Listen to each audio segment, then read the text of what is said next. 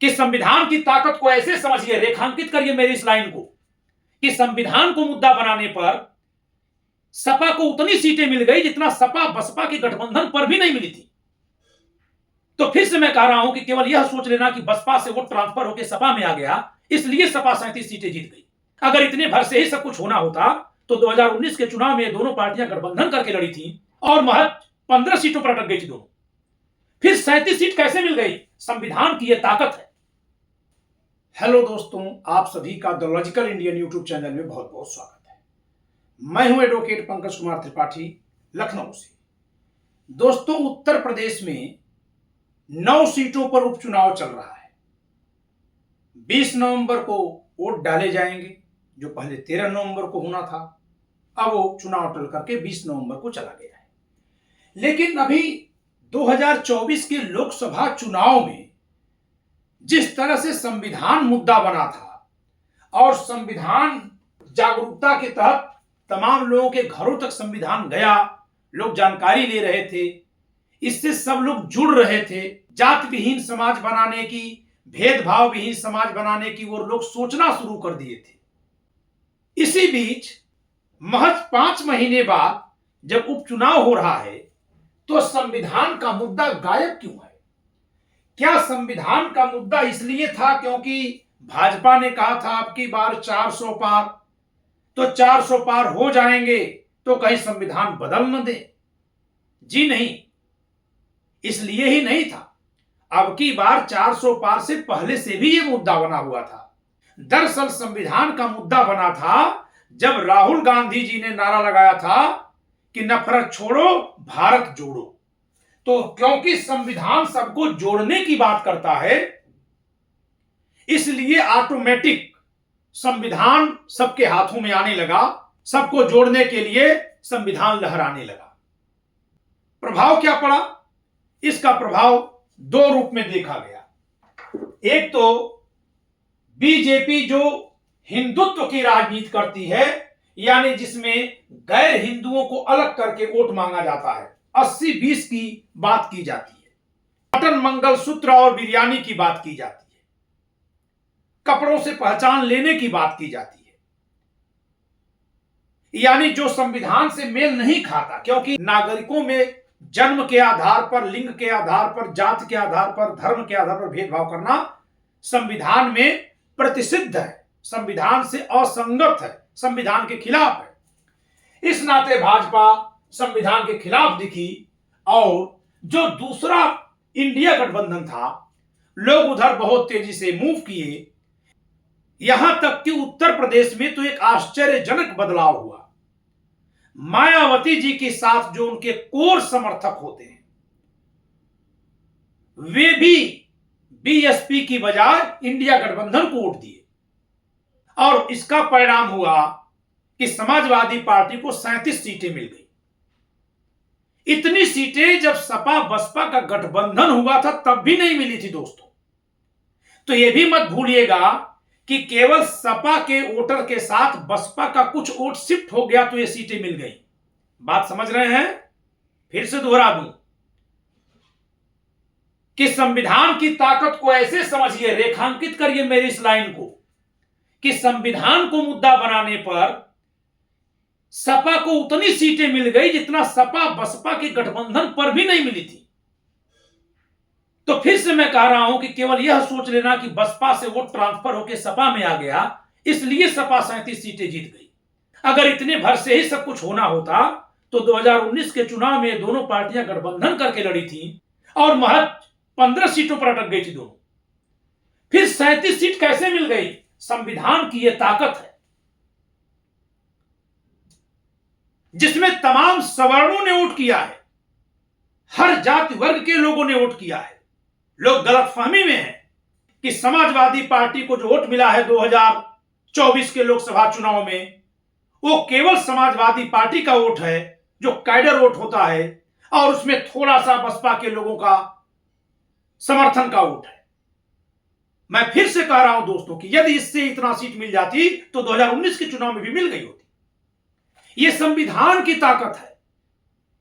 लेकिन जब उपचुनाव आया है दोस्तों, तो जहां भाजपा हिंदुत्व की राजनीति कर रही थी, वही सपा जो प्रमुख विपक्षी दल है और जिसके नाते यह माना जा रहा है कि लड़ाई बीजेपी बनाम सपा है, अब वो पीडीए के मुद्दे पर चली गई है।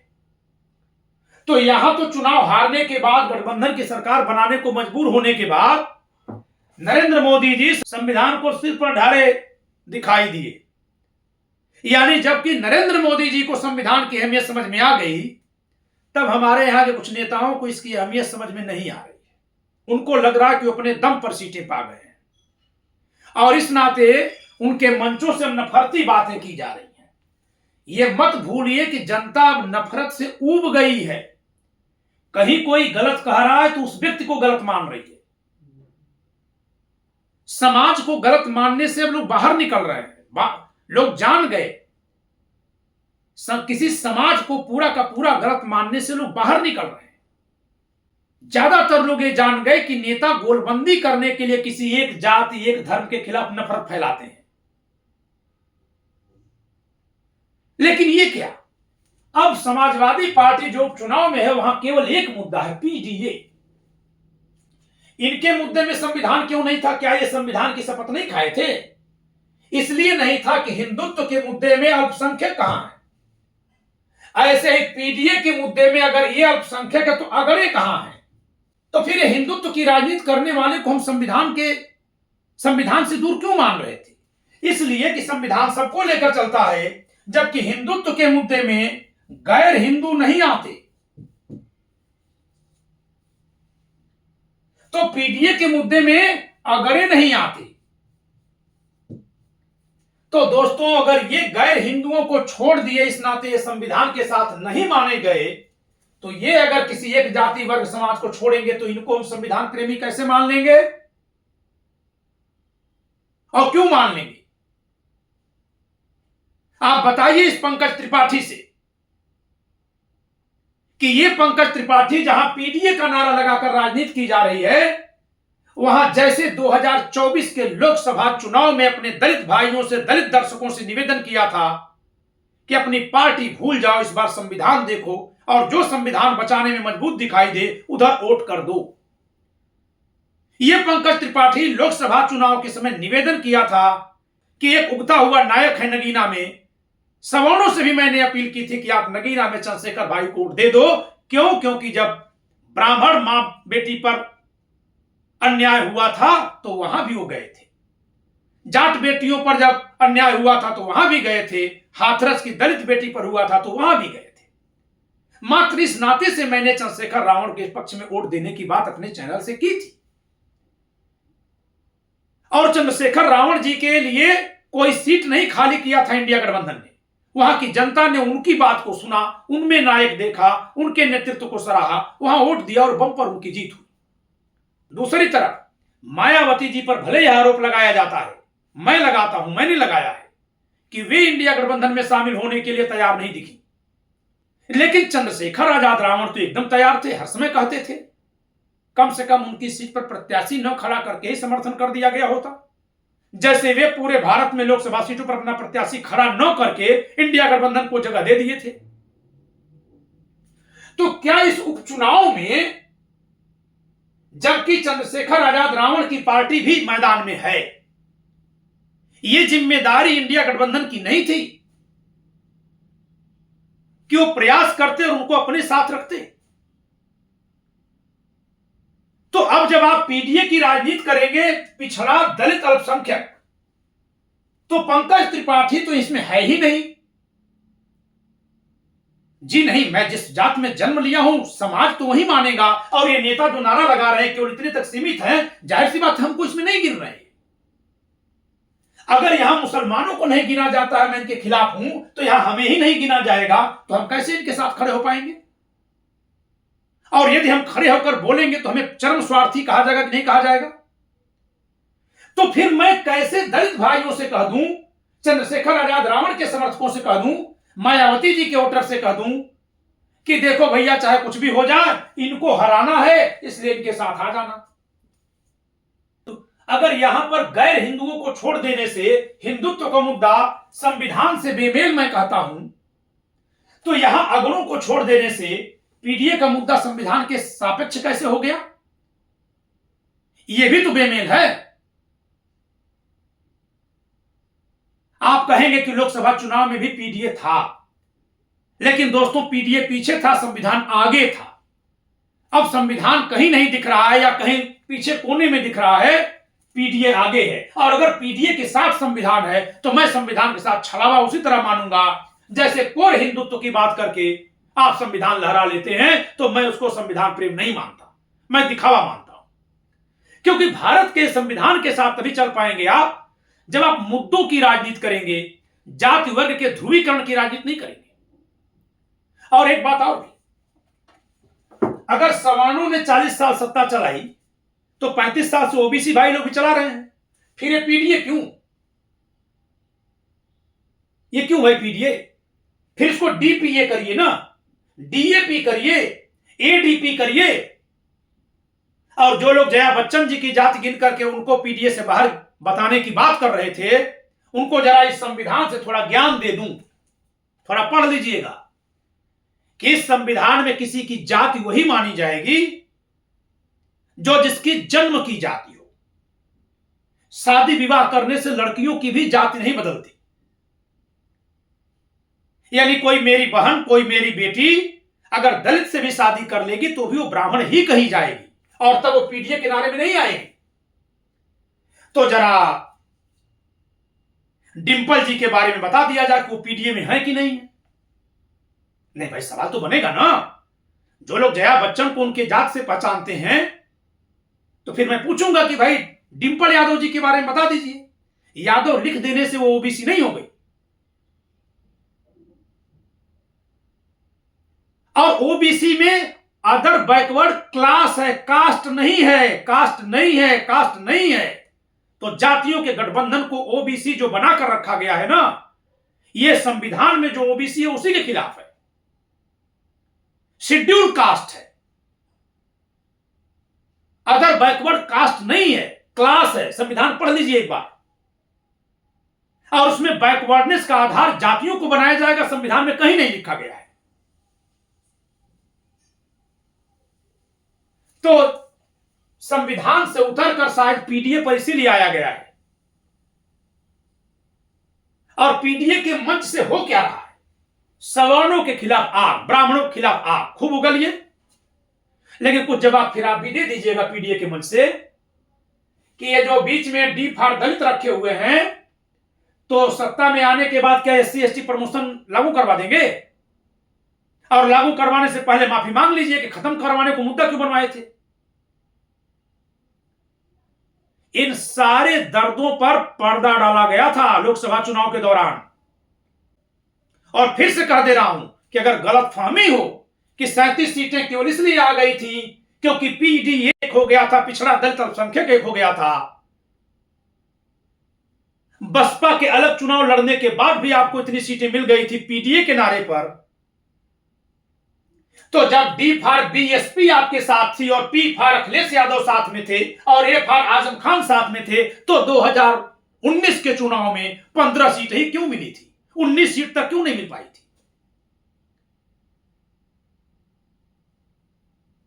तो ये नफरती प्रोफेसर लोग जरा भाषण देते समय बताएं, जवाब दें। मैं भी 23 साल से कानून पढ़ा रहा हूं। मेरे पढ़ाए जज पूरे भारत में हर जगह बैठे हुए हैं, और एक भी जज मेरा विद्यार्थी या एक भी वकील मेरा विद्यार्थी आकर कह दे कि पंकज त्रिपाठी कभी क्लास में किसी जात के खिलाफ बात किए होंगे, तो मैं उस दिन से पढ़ाना बंद कर दूंगा। कोई सरकार, कोई पार्टी बता दे जिसकी तारीफ केवल किए होंगे, शिकायत नहीं किए होंगे, तो मैं कह दूंगा कि मैं निष्पक्ष नहीं। टिकट पाने के लिए आपके पास बहुत मुद्दे हो सकते हैं, लेकिन संविधान से गद्दारी करने की इजाजत नहीं मिलेगी, और करके कुछ हासिल भी नहीं होगा। नहीं, फिर से हिसाब दे दीजिए कि मायावती और चंद्रशेखर आजाद रावण को मिलाए बिना जो ये नारे में पी और ए के बीच में डी फॉर दलित टांग रहे हैं, तो जब खुद मायावती जी ही 2019 में गठबंधन की थी तो 19 सीट भी क्यों नहीं मिल पाई थी? ये तो नए नए राजनीतिक लोग आए हैं, बताएं। और जब न तो आप चंद्रशेखर आजाद रावण को समर्थन में ले रहे हैं, साथ में ले रहे हैं, न तो आप मायावती जी को समर्थन में ले रहे हैं, साथ में ले रहे हैं, न तो आप एससी एसटी प्रमोशन हटाने को मुद्दा 2012 में क्यों बनाए थे, माफी मांग रहे हैं, न तो आप 2012 में उत्तर प्रदेश में चुनाव जीतते ही मायावती जी की मूर्ति कौन लोग तोड़े थे, क्यों उन लोगों का साहस बढ़ गया था मायावती जी की बीएसपी के चुनाव हारते ही और सपा की सत्ता में आते ही, उस पर कोई जवाब नहीं कर रहे हैं। तो ये कैसे मान लिया जाए कि पी और ए के बीच में जो डी आपने दबा रखा है वास्तव में इसको आप उगने देंगे? ये क्यों ना सवाल किया जाए। तो एक बात सब लोग एकदम ध्यान दे लें कि पंकज त्रिपाठी के लिए संविधान सबसे बड़ा है, चुनाव नहीं, टिकट नहीं।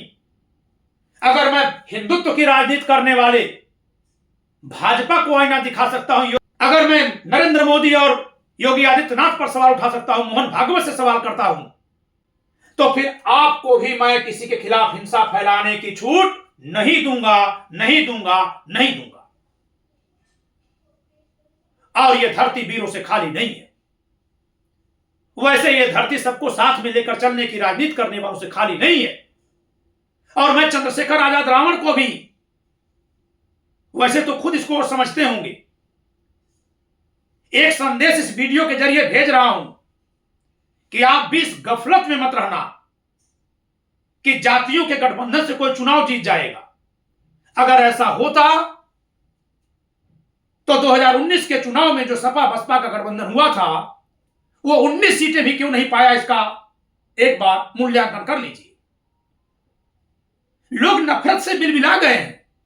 हिंदुत्व के साथ लोग बड़ी उम्मीद से गए थे कि चलिए मोदी जी हैं, विकास की बातें किए थे, बाद में हिंदुत्व की बात करने लगे। तो एक नफरत के कुएं से निकलकर दूसरे नफरती कुएं में लोग नहीं नहाने जाएंगे।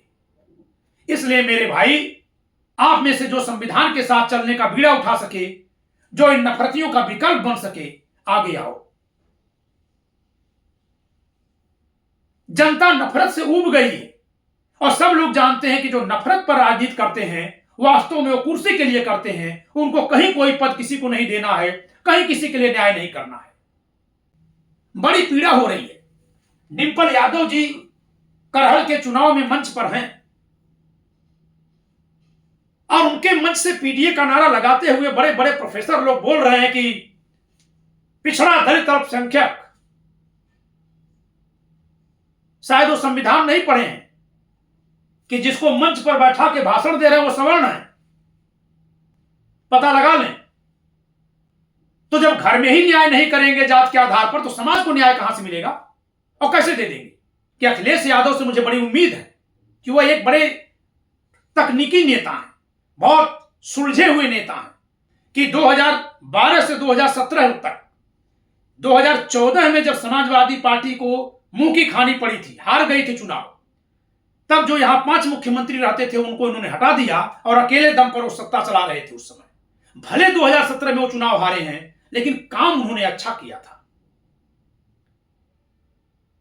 लेकिन जब उनके साथ सब अच्छा अच्छा हो रहा है तो न जाने क्यों वो नफरत की तरफ जा रहे हैं। तो हम जैसे संविधान प्रेमी बहुत दुखी मन से ही, लेकिन ऐसे लोगों को नहीं बख्शेंगे जो नफरत की बात करते हैं, जो नफरतकारी राजनीति की बात करेंगे, जो विघटनकारी बात करेंगे, जिनके पास सबको देने के लिए न्याय है ही नहीं। आप बता दो दोस्तों कि कौन सी वो जाति है जिसमें बलात्कारी मानसिकता के लोग पैदा ही नहीं होते? बता दीजिए। आप बता दीजिए कौन सी वो जाति है जिसमें बेईमान पैदा ही नहीं होते? वो धर्म बता दीजिए।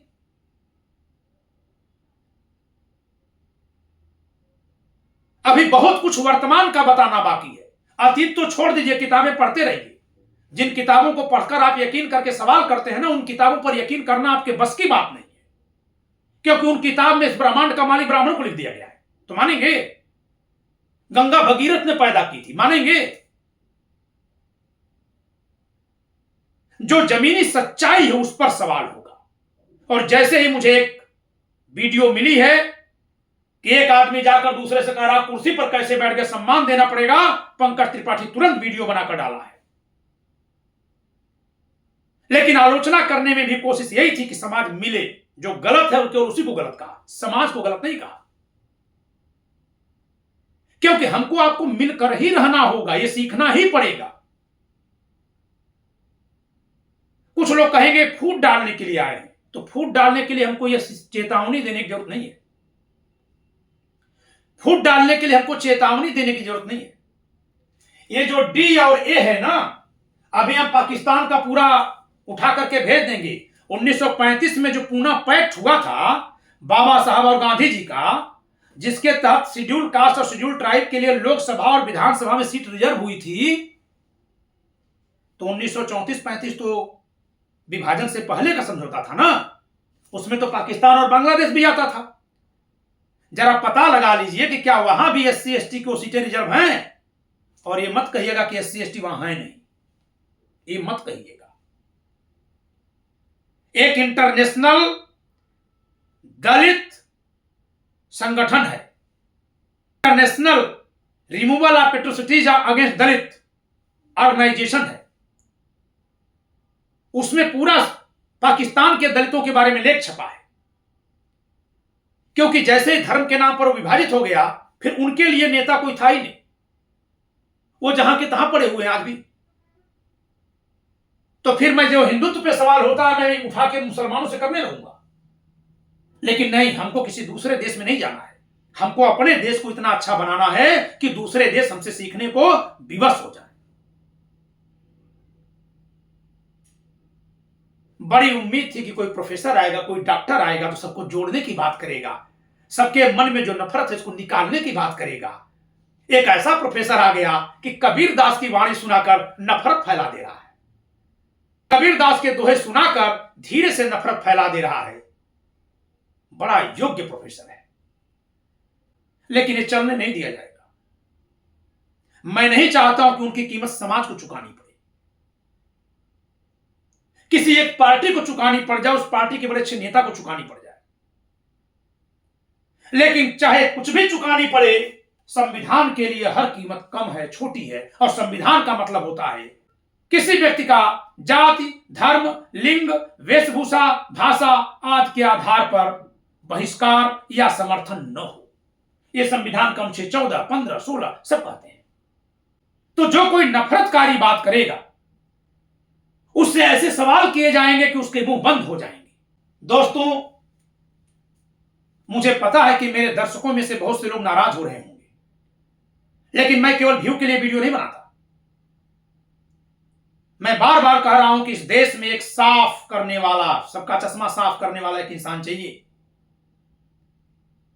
तो जो चश्मा साफ करेगा उसकी रुमाल तो गंदी ही रहेगी ना। क्या करेगा बेचारा, फिर साफ करके रुमाल लाता है, फिर साफ करता है। स्वीकार करिएगा मेरी कड़वी खरी खरी बातों को। संविधान दिवस आ रहा है, आप इस पुस्तक को जो सरल भाषा में मैंने लिखी है मंगवाइए, दिए गए नंबर पर संपर्क करिए, पढ़िए, जो न समझ में आए पूछिए। मैं आपसे इस पर चर्चा करूंगा और एक चुनौती दे रहा हूं कि खोजिए कि जो पूना पैक्ट महात्मा गांधी और बाबा साहब के बीच हुआ था, वो अखंड भारत में हुआ था। उसी के तहत भारत की लोकसभा में और राज्यों की विधानसभाओं में एससी एसटी के लिए सीटें आज तक रिजर्व हो रही हैं। क्या पाकिस्तान में जब संविधान बना है तो वहां भी उस रिजर्वेशन को आगे बढ़ाया गया? 10 साल तक ही बढ़ाया गया हो, बढ़ाया गया था कि उसी दिन से खत्म कर दिया गया? ये क्या गलत सवाल है? जरा जांचा जाए तब समझ में आएगा कि किसके हाथ में सत्ता आई तो कौन उदार था, और किसके हाथ में सत्ता गई तो कौन किसका बहिष्कार करवा रहा था। यह देखना पड़ेगा, फिर होगी बात कि कौन कितना न्यायी है। तो यह टास्क आप सबको देता हूं, खोजिएगा। और मैं अपने बनाने वाले से प्रार्थना कर रहा हूं कि पाकिस्तान में भी वही मिल जाए कि वहां भी आरक्षण चलाया गया, मिल जाए, अच्छा होगा, मैं खुश हो जाऊंगा कि कोई तो एक दूसरे से नफरत नहीं कर रहे हैं। तो दोस्तों, इस वीडियो में इतना ही। वीडियो लाइक करिएगा, शेयर करिएगा, चैनल सब्सक्राइब न किया सब्सक्राइब करिएगा। जय संविधान।